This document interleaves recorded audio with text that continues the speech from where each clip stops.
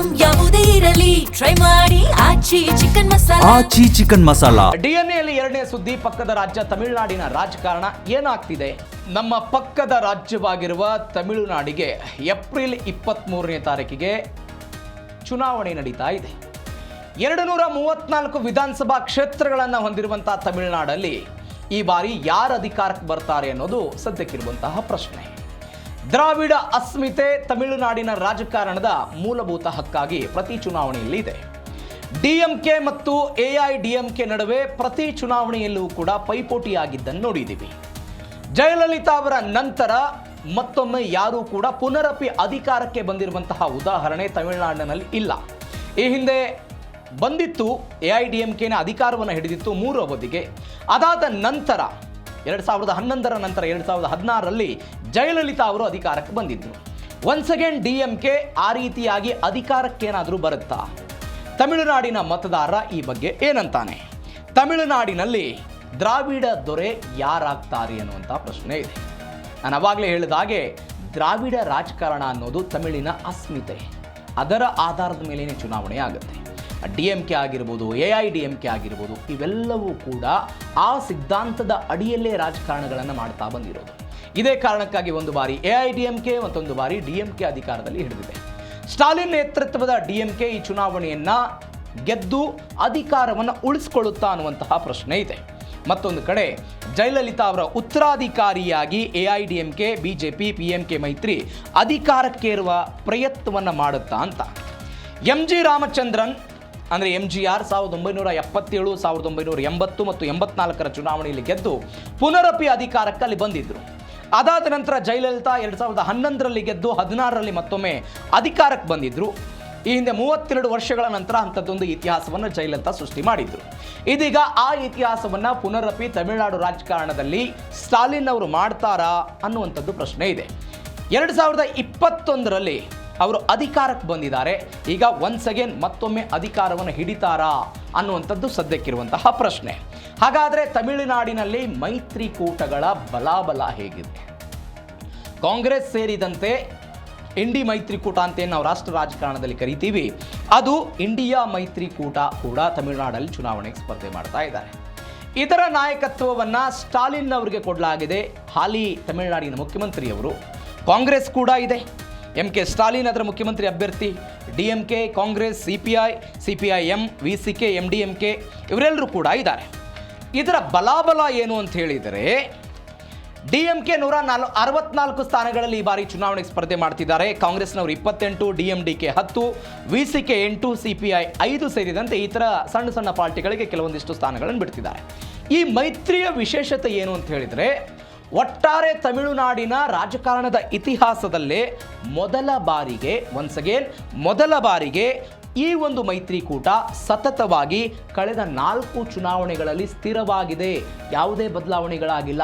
ಸ್ಥಿರವಾಗಿ ಈ ಮೈತ್ರಿಕೂಟ ನೆಲೆ ಊರಿದೆ ಈ ತಮಿಳುನಾಡಿನ ಚುನಾವಣೆಯಲ್ಲಿ. ಲೋಕಸಭೆಯಲ್ಲಿ 39 ಲೋಕಸಭಾ ಕ್ಷೇತ್ರ ಇದೆ ತಮಿಳುನಾಡಲ್ಲಿ, ಅದೆಲ್ಲವನ್ನು ಕೂಡ ಗೆದ್ದಿದ್ದಾರೆ. ವಿಧಾನಸಭೆಯಲ್ಲಿ 159 ಸ್ಥಾನವನ್ನು ಇವರು ಗೆದ್ದಿದ್ರು. ಹೀಗಾಗಿ ಈ ಮೈತ್ರಿಕೂಟಕ್ಕೆ ಒಂದು ಬಲಾಬಲ ಇದೆ. ಇದು ಡಿಎಂಕೆ ನೇತೃತ್ವ ಆಯಿತು, ಇಂಡಿಯಾ ಮೈತ್ರಿಕೂಟ. ಇನ್ನು ಬಿಜೆಪಿ ನೇತೃತ್ವದ ಎನ್ಡಿಎ ಮೈತ್ರಿಕೂಟ ಇದೆ. ಎನ್ಡಿಎ ಮೈತ್ರಿಕೂಟ ಇದೆ, ಆದರೆ ಬಿಜೆಪಿಯ ಪ್ರಾಬಲ್ಯ ತಮಿಳುನಾಡಲ್ಲಿ ಕಡಿಮೆ ಇರೋದನ್ನು ನೋಡಿದ್ದೀವಿ. ಹೀಗಾಗಿ ಇದರ ನಾಯಕತ್ವವನ್ನು ಎಐಡಿಎಂಕೆಗೆ ಕೊಟ್ಟಿದ್ದಾರೆ. ಪಳನಿಸ್ವಾಮಿ ಮುಖ್ಯಮಂತ್ರಿ ಅಭ್ಯರ್ಥಿಯಾಗಿದ್ದಾರೆ. ಎಐಡಿಎಂಕೆ ಮತ್ತು ಬಿಜೆಪಿ ಸೇರಿದಂತೆ ಅನೇಕ ಪಾರ್ಟಿಗಳಲ್ಲಿ ಇದರಲ್ಲಿ ಇರುವಂಥದ್ದು. 2021ರ ಚುನಾವಣೆಯಲ್ಲಿ ಇವರು 75 ಸ್ಥಾನ ಗೆದ್ದಿದ್ರು.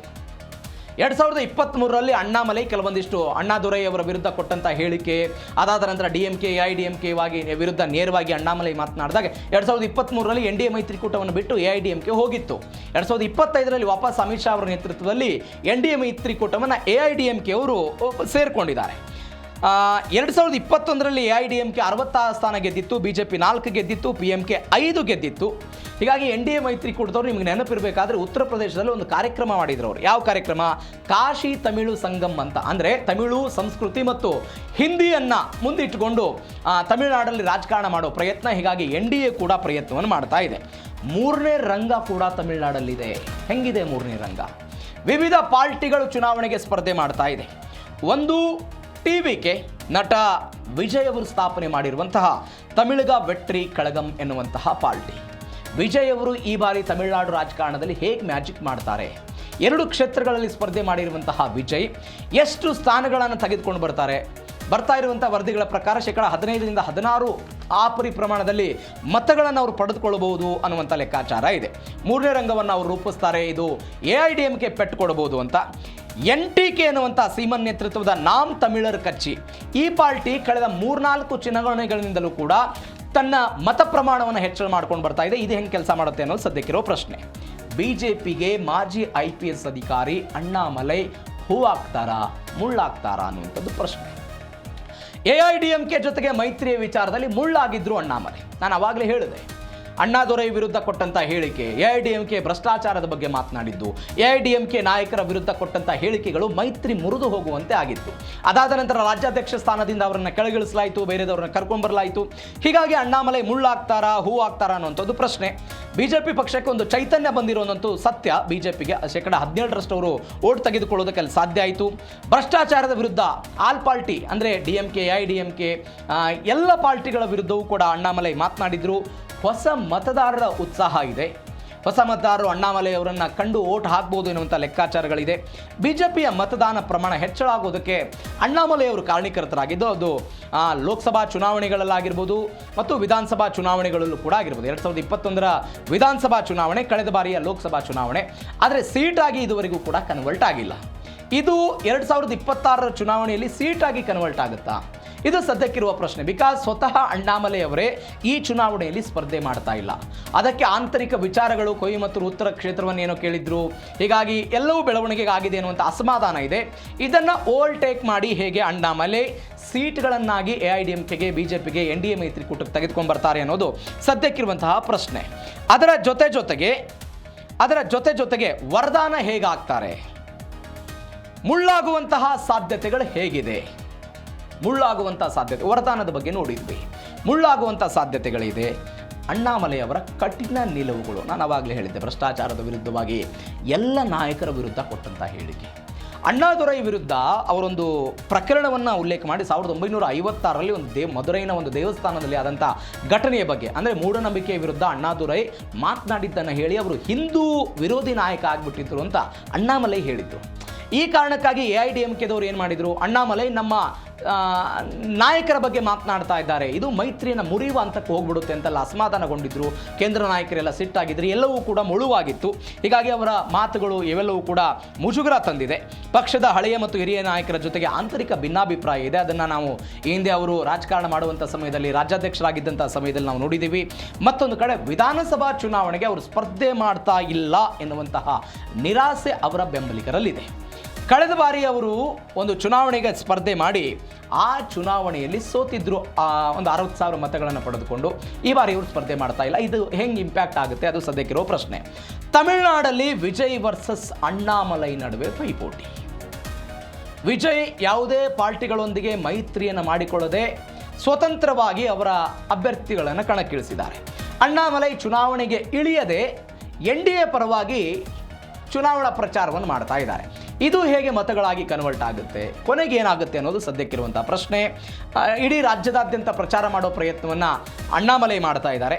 ಇದರ ಜೊತೆಗೆ ಅಣ್ಣಾಮಲೈ ನೇತೃತ್ವದಲ್ಲಿ ಒಂದು 15-20% ಮತಗಳನ್ನು ಗಳಿಸಬಹುದು ಅನ್ನುವಂತಹ ಗುರಿ ಇದೆ. ಇದರ ಜೊತೆಗೆ ತಮಿಳಗ ವೆಟ್ರಿ ಕಳಗಂ ಪಕ್ಷ ಈ ಬಾರಿ ದೊಡ್ಡ ಸ್ಥಾನಗಳನ್ನು ಗೆಲ್ಲಬೇಕು ಅನ್ನೋ ಪ್ರಯತ್ನದಲ್ಲಿ ಅವರು ಹೋಗ್ತಾ ಇದ್ದಾರೆ. TVK ನಡೆಸ್ತಾ ಇದ್ದಂತಹ ವಿಜಯ್ ಅವರ ರ್ಯಾಲಿಗೆ ಲಕ್ಷ ಜನ ಏನೋ ಸೇರ್ತಾ ಇದ್ದಾರೆ. ಈ ಲಕ್ಷ ಜನ ನಾಳೆ ಮತವಾಗಿ ಕನ್ವರ್ಟ್ ಆಗುತ್ತಾ, TVKಗೆ ಓಟ್ ಹಾಕ್ತಾರಾ, ಇದು ಸದ್ಯಕ್ಕಿರುವಂತಹ ಕುತೂಹಲ. ಆದರೆ ಇಲ್ಲಿ ನೇರವಾದಂತಹ ಪೈಪೋಟಿ ಮಾತ್ರ DMK ಮತ್ತು AIDMK ನಡುವೆ ನಡೆಯುತ್ತೆ. ಈ ಪೈಪೋಟಿಯ ನಡುವೆ ಉಭಯ ನಾಯಕರು ಹೆಂಗೆ ಕೆಲಸವನ್ನು ಮಾಡ್ತಾರೆ ಅನ್ನೋದು ಸದ್ಯಕ್ಕಿರುವಂತಹ ಪ್ರಶ್ನೆ.